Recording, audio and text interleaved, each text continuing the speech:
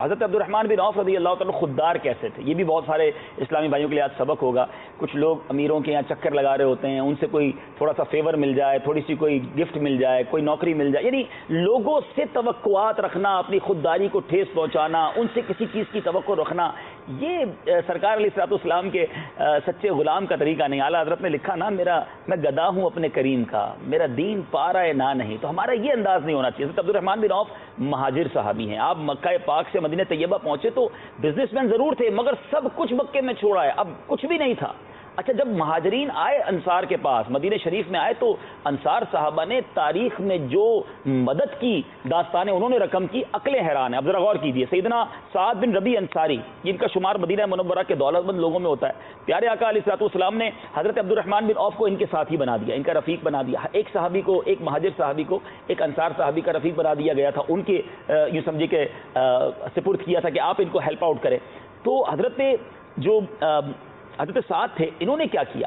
انہوں نے ایثار کی ایسی اعلیٰ مثال قائم کی، بڑے بزنس تھا، 50% آف ویلتھ، اپنے مال کی ہر چیز آدھی آدھی کر کے حضرت عبدالرحمن بن عوف کے حوالے کر دی کہ یہ آدھا آپ کا ہو گیا، آدھا میرا ہو گیا۔ بلکہ یہی اکتفا نہیں کیا، بلکہ ایک ایسی آفر کی کہ چشم فلک جو ہے وہ حیران ہو گئی ہوگی، کہ آپ نے فرمایا کہ حضور میری 2 ازواج ہیں، میری 2 بیویاں ہیں، کسی ایک کو آپ پسند کر لیں، میں طلاق دے دیتا ہوں، آپ اس سے نکاح کر لیں۔ یعنی ایثار کی کیسی آفر تھی یہ۔ حضرت عبدالرحمن بن عوف رضی اللہ تعالیٰ کے پاس بہت زبردست شارٹ کٹ تھا کہ آپ یہ ہاف ان کی ویلتھ لیتے، اپنا بزنس شروع کرتے اور بہت اچھا بزنس سیٹ ہو جاتا۔ آپ نے کچھ بھی نہیں لیا، اتنی بڑی آفر کے بعد آپ کہتے ہیں خودداری کیسی تھی۔ آپ نے کہا کہ مجھے ایسا کرو کہ بازار کا راستہ بتا دو، مجھے بزنس کرنا آتا ہے، مدینہ منورہ میں مارکیٹ کہاں پر ہے، بازار کہاں ہے، مجھے اس کا راستہ بتا دو بس۔